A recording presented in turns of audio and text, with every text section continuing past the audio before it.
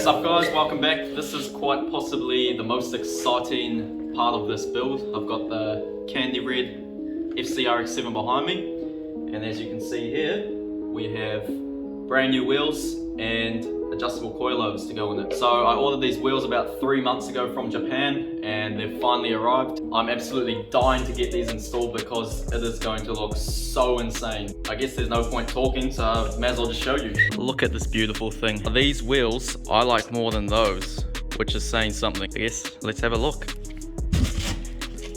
And I got scammed. So I actually already unopened them because I had to get tires put on, so I'll drop a montage of them now.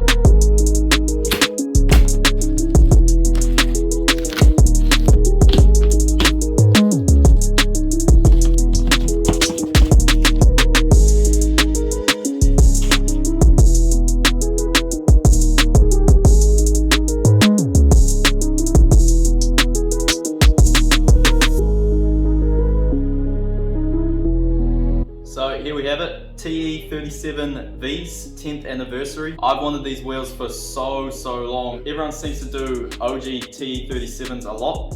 And don't get me wrong, they are really cool, but they've almost become too common. This here is all engraved, not stickers, which I think personally is pretty cool. I think these are just gonna fit this car perfectly. Also got semi-slips on, KR28, Kenders, 235/40. So these are a 17 by 9.5, 15p. I've done a whole lot of research trying to figure out what's gonna fit because I was hearing so many different things. I basically had to guess and order them, which was a big risk because these aren't cheap. I guess I'm just gonna have to hope for the best. I've done a few calculations and I think it's gonna work perfectly. So massive shout out to 360 Links for the tires once again. I did originally want the T37V Mark IIs, but they are discontinued in 17s. I think the face on those is slightly better, just the curve here, minor things. It was so hard to decide. Everyone that I talked to that had 18 said they wish they went 17. 17s almost look too small, so that's why I tried to get a meaty tire. Yeah, I guess we're gonna see, and I'm pretty sure it's gonna be perfect. So there's no point having a sick car and sick wheels with shit fitment. So that's why here I have TSD coilovers. Pretty excited to see what these are like. Big thanks to TSD for coming on board and helping this build. New Zealand company, so very cool to support each other. Oh, these look sick. So I may as well pull one out and show you properly. Yes, these are sick. The silver and white is perfect too because I hate mixing colors. This basically goes with anything. That's gonna look so good. Got adjustable top hats, even got like this plastic here. These are so nice. I'm so keen to get them in. I just noticed that too. It's basically like a giant spring washer. That's pretty cool. So I actually managed to score a huge discount on TSD coilovers. For anyone that's after some coilovers or been thinking about getting some, use Mayhem 200 on the TSD website. I'll put it on the screen and in the description. Save a massive $200, so jump on it while you can. All right, less talking, let's get these things in. All right, I'm gonna quickly bang out the front. Should be nice and easy, so first things first, just gotta pop the bonnet, hood, whatever you wanna call it. Look at that 13B. Isn't that the best intercooler setup you've ever seen? Work in progress, just in case people think that's how it's staying. Just gotta take these caps off, buzz those 4 off, 2 down here, pop them out.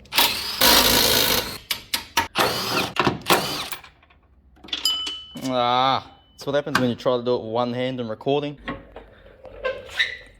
Now for these bad boys to go in. Jeez, that's a lot low already. I think I'm actually gonna need a jack. I didn't change the height at all. I'm gonna wait until it's got load on it, then go from there.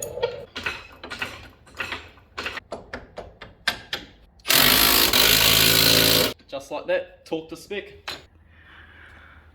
Oh, that is so good. Perfect color combo. Should I try a wheel on?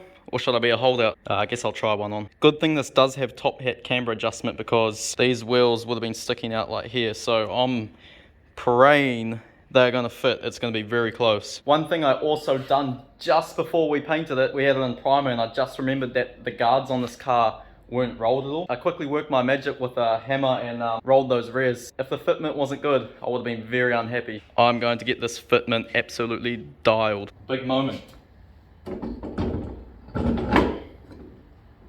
Oh boy. That looks so sick. In saying that, Damn. Oh, we should get there. I think we might just be able to get it inside the guard there. This fitment is going to be bang on. Jeez, the engine bay's filthy at the moment. I think I'm just going to have to max it out straight away because it's got to go in quite a bit. Oh wow, that is so close. So that's maxed out camber and far out.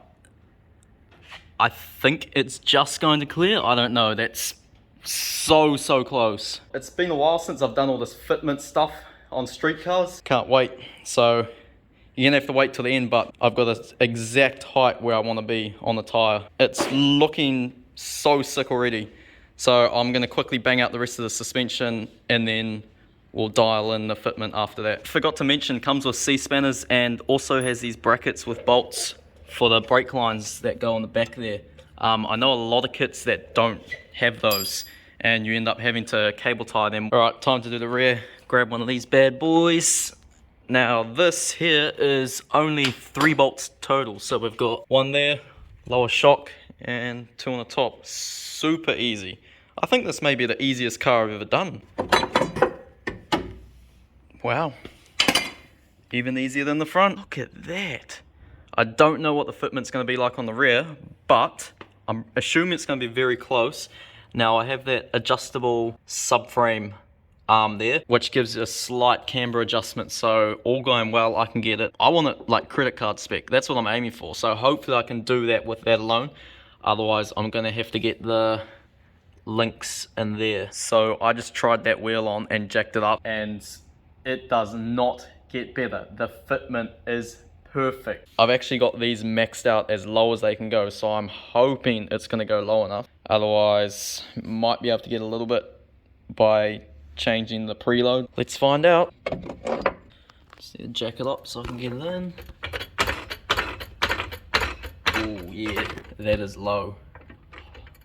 Surely it's gonna be low enough. So I was wondering what these spacers were in the kit. Now I've just realized the shock is actually hitting there. So I'm going to assume that's where that goes. There you go, perfect. What a great kit. Oh, that looks so schmick. Look at it. Admire it all. This is hectic. Look at that. I've just jacked up the rear a bit. It's a bit hard to say where it's going to sit at the moment, obviously, once there's weight on it. But it is looking so good. Like, it's credit card spec, front and rear. Alright, all 4 are in and looking so good. So now's the big moment. Got to put the wheels on, put load on it, and see how it's going to sit. I'm so excited already. I've just got this feeling it's going to be perfect. Another thing we've done is left every single suspension component loose, like every single arm, because they've got bushes since we had all that out and put it back in. What a lot of people do is they tighten that once the car's up in the air and that the suspension's at full droop, and then you tighten it, and then when it's actually got load on it, it puts a lot of stress on all the bushes and actually tears them over time. Forward drives in particular, the amount of forward drive front lower shock bushes that I've seen torn is just crazy. What I'm gonna do, put the car up on all 4 slip stands up in the air. That way I can get underneath it, and then once it's at a resting position, I'll go through and tighten every single bolt on the thing. This is going to be the finicky part. There's going to be a lot of jacking up and down, changing height, changing preload to try get this perfect. So basically what I'm aiming for, not so much the front, but I want the guard bang on that line of the tire there. I'm not about the whole tucking look, but I don't like the top of the tire showing. Also, I like a Meteor tire look. That's kind of what I've gone for. That's another reason why I went for the 17s. I think the whole stretched stance thing's a thing of the past. That's kind of 5 to 10 years ago. Each their own though. Like, there's definitely cars that do suit the whole tucking look, and I can appreciate it when it's done right on the right car. Alright, so this is the first time I've lowered it down, and it is so tight. Like, you may just get a credit card in there. I'm almost a bit worried. I may put a bit of preload on to stop the travel and see how it goes, then adjust it afterwards, because if that goes and punches the guard with this paint, we're gonna have a huge problem. This side here, I put a bit more preload on, and that's where it's sitting. I think I may stick with that for now. Once I go for a drive, I'll be able to know if it's gonna start rubbing, and then I'll be able to change things from there. That's it at full droop. I'm just gonna jack it up and see if I can get it to come right up, and then I'll know if it's gonna hit or not. So I'm pretty sure, yeah, it's already hitting just. I really don't want to have to try roll these guards either, because if this paint cracks, another big problem. Let me know what you guys think, but I was thinking about powder coating the turbo and the pulleys the same color as the wheels. I don't want to go over the top, but since this turbo is like not new anyway, get a bit of a theme going on, but I'm unsure. I'd like to know what you guys think. Wow,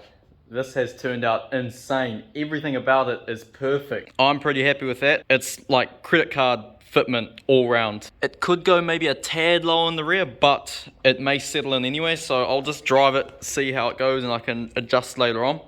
But like the wheel size, the 17s, everything's just perfect. These cars are so small. 18s I think are just too big for them. The fact that I basically guessed the wheel specs and the tire and it worked out perfect, like one size up tire size, it wouldn't have worked. This is the smallest legal size I could put on these. So these are 235 on a 9.5. It's all legal. It's perfect. It couldn't get any better. I'm not a huge fan of the amount of camber in the rear, but it is what it is. There's nothing I can do about it. The problem with these TE37Vs is basically the more dish, the better they look. So any smaller, they wouldn't have looked right. Look at that.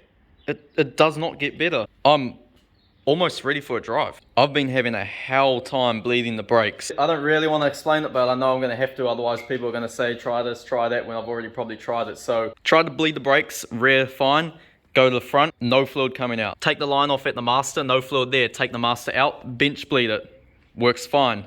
Put it back in, test it, fluid coming out the front now. Go to the rear like you normally would, do the rear, come back to the front, no longer fluid again. I've tried absolutely everything. I originally thought the seals in the master may be gone, but the fact that it worked perfectly fine on the bench kind of says otherwise. I also tried to pressurize the reservoir, so put air on the cap, crack the bleeder, fluid comes out fine. So there's no blockages, the bleeder's fine, everything. This has got me completely stumped. And then after that, I could get fluid coming out, bleeding it normally. I'd do about 3 pumps of the pedal and then no fluid. It's like it's sucking in air somehow, somewhere, but it doesn't really make sense because, I mean, if it was one of the lines that was sucking in air, it would also be pushing out fluid.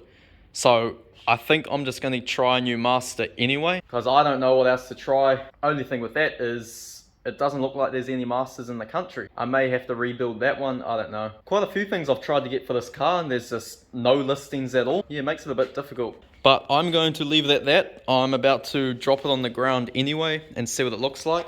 But I'm not going to show that in this video because I've shown enough in this video, so you're just going to have to wait for the next one and hopefully should be driving this thing. Bit annoying because I don't know if I can go to reunion now with the brakes like that. That kind of makes sense because previously, before we stripped the car, I did mention the brakes felt weird. There's probably been something wrong all this time, and also when we took the front brakes off, originally we mentioned that no fluid came out. Yeah, interesting. Anyway, hope you've enjoyed. This car looks so good now. Still got a few things to go, so appreciate if you like the video and subscribe, and we'll see you in the next one.